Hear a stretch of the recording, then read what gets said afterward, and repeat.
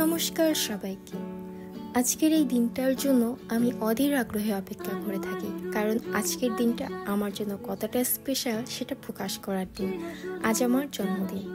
মা সকাল থেকে রান্না বান্না তোড়জোড় সব কিছু শুরু করে দিয়েছে। অনেক আইটেম রান্না করেছে, সেগুলো খাবো, কিন্তু তার আগে রেডি হব। যেহেতু জন্মদিন তাই নতুন জামা পরবো, একটা অন্যরকম ব্যাপার আছে। আর এই জামাটা আমার খুবই পছন্দের।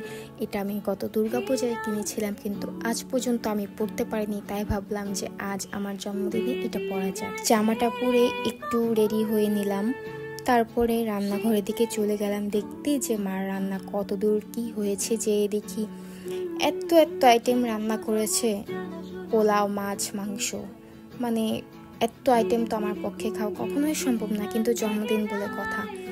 আর এই গরমে মা সব একা হাতে রান্না করেছে। এখন হচ্ছে খাওয়ার পালা।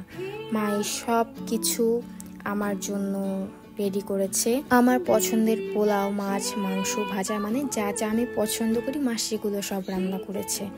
খাওয়ার আগে সবাই আমাকে আশীর্বাদ করে নিচ্ছিল। আমি যেহেতু একটু অসুস্থ, তাই আমি আজ চাচ্ছিলাম না যে আমি জন্মদিনটা সেলিব্রেশন করি বা কেক কাটি, কিন্তু জন্মদিনের দিনে আশীর্বাদ তো নিতেই হবে।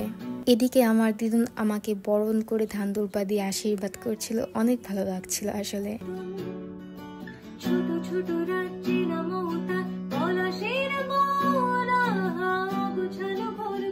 তারপর মাকে বললাম যে আমাকে একটু খাইয়ে দিতে। আর মায়ের হাতে খেতে আমার খুবই ভালো লাগে, এমনকি শুধু আমার নয়, সবারই মায়ের হাতে খেতে খুবই ভালো লাগে।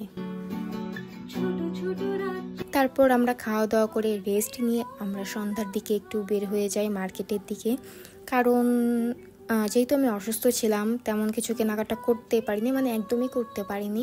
তাই টুকটাক কিছু কেনাকাটা করতে মার্কেটে এসেছিলাম।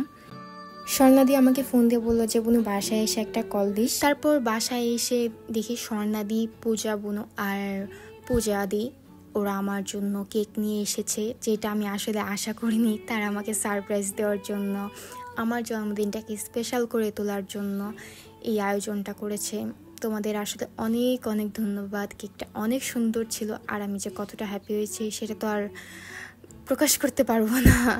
তোমাদের সবাইকে আসলেই অনেক ধন্যবাদ, অনেক ভালোবাসা তোমাদের জন্য।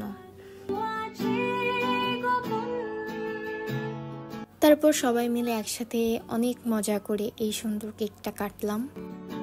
আমার আসলে এই ব্যাপারগুলো খুবই ভালো লাগে, যারা আমার জন্মদিনটাকে মনে রেখে আমার জন্মদিনকে স্পেশাল করে তোলার জন্য জন্মদিনটা সেলিব্রেশন করে, আমাকে গিফট দেয়, আমাকে মনে রেখে উইশ করে। আসলে আমার খুবই ভালো লাগে। আমার না নিজেকে খুব ভাগ্যবতী মনে হয় যে তারা আমাকে এতটা ভালোবাসে। আর মাঝে মাঝে ভাবি যে আমি কি আসলে এতটা ভালোবাসার যোগ্য যে তারা আমাকে এতটা ভালোবাসে। এতে আসলে অনেক ভাগ্য লাগে, আর আমি নিজেকে খুব ভাগ্যবান মনে করি। আসলে আমার শরীরটা কয়েকদিন ধরে খুবই খারাপ, তো আমি চাচ্ছিলাম না যে আমার জন্মদিনটা আজকে সেলিব্রেশন করতে। আসলে শরীর ভালো না থাকলে, মন ভালো না থাকলে না কিছুই আসলে ভালো লাগে না। ভাবছি যে শরীরটা যখন একটু সুস্থ হবে তখন আমি জন্মদিনটা সেলিব্রেশন করব। তারপরেও কোনো না কোনোভাবে জন্মদিনটা সেলিব্রেশন হয়ে গেল। আমরা অনেক মজা করলাম, আড্ডা দিলাম, আর এইভাবেই আমার জন্মদিনের সুন্দর একটা দিনের সমাপ্তি ঘটলো।